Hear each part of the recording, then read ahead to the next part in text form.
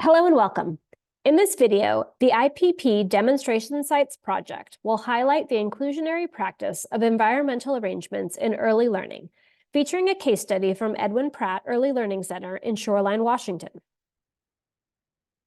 Environmental arrangement in early learning refers to the intentional organization and design of not only the physical environment, but the social and temporal spaces where young children engage in educational activities. Components of the physical environment can include the room's layout and chosen materials, with particular attention given to health and safety. While the social environment refers to all those interactions between staff, classmates, and family members and caregivers.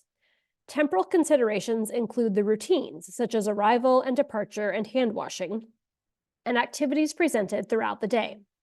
All three aspects have value in early learning because the way an educational setting not only looks but feels can be an important aspect of learning for many young children. Why is the environment in early learning so important? An effective learning environment can impact a child's cognitive, social, emotional, and physical development. For example, a safe learning environment, one that is void of dangerous or broken items, has furniture arranged in a way that limits running, jumping, climbing, and has visual supports that signal boundaries and expectations, well, all of these things allow children to explore their environment with confidence and enhances independence. The presence of thoughtful materials, those that have a wide range of interest and ability, represent cultural diversity, activate prior knowledge, and make real-world connections, can all help foster curiosity and collaboration and great conversation between staff, students, and family members. How the day is arranged. For example, the routines that are created for various parts of the day, considerations given to the time and intensity of a sequence of activities, and what support is provided during transitions can help establish predictability, promote engagement, and even prevent challenging behavior. Students who are more comfortable in their environment and have more opportunities for exploration and social engagement will in fact engage in higher levels of prosocial behavior. In short, careful examination of and small shifts to the early learning environment are important because they can impact the way a child thinks and acts. In addition to the small shifts can make big differences in engagement and behavior philosophy that was discussed on the previous slide, there are several other important things to remember. The first is that setting up routines and schedules in a classroom is not enough. Students need to be explicitly taught those routines and schedules, and those need to be revisited throughout the year. Assigning specific staff to specific roles and responsibilities throughout the day can really help your classroom run smoothly. For example, positioning someone at the door to help with greetings and arrivals and departures, or positioning someone near the sink as students wash their hands for snack. Rotating materials and themes, at least once a month, can help maintain engagement throughout the year. And finally, creating relationships with families at the very beginning of school can inform classroom practices such as thematic units and books, materials, and activities that are interesting to individual students. So now let's take a look at our case study in the Edwin Pratt Early Learning Center in Shoreline, Washington.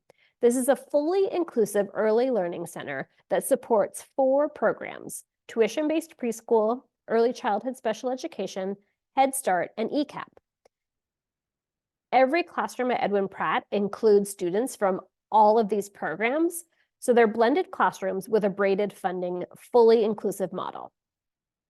The center opened in 2019 and was intentionally designed by district and community stakeholders to contain child-centered, inclusive, and educationally enriching activities in classrooms.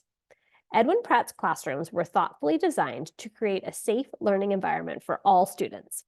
They selected durable, child-accessible furniture and arranged the space to limit running and climbing, while also ensuring that there was enough space for those children with physical support needs to navigate the areas as independently as possible.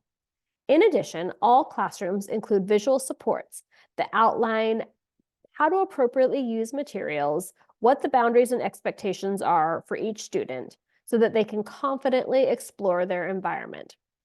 All the areas of the classroom are left uncovered so that children know where to find activities and materials consistently.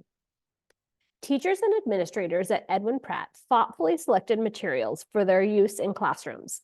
The environment is geared to be hands-on, sensory-rich, and accessible for all needs. Here you see a student independently using materials that are intentionally linked to a curriculum unit on measuring and pouring. Even outside, we see that spaces such as this music garden are carefully curated to spark interest, activate prior knowledge, and encourage collaborative exploration among children.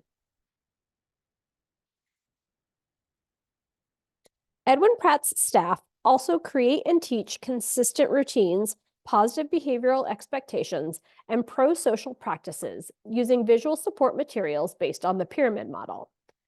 The pyramid model provides a framework of practices specifically for implementing PBIS within early childhood classrooms and programs. Visuals are posted in all areas of the school, including hallways and offices, are taught and referenced continually, and are also shared with families. Edwin Pratt's intentional arrangement of their school environment positively impacts the cognitive, social, emotional, and physical development of all children in their inclusive learning community. Here are a few takeaways from this presentation. The early learning environment is not just a physical space. It's also about how the classroom feels and how students, staff, and families are supported, and how routines and activities are set up to support learning throughout the day. Being intentional with each of these components is key, as it helps create a strong foundation for some of our youngest learners. And finally, small tweaks to the environment can result in big changes that can boost confidence, encourage collaboration, and maintain engagement. Here are the resources that were used throughout this presentation. And if you'd like to learn more about other inclusionary practices, including ideas for braided funding that were mentioned earlier in this presentation, please visit our website at ippdemosites.org.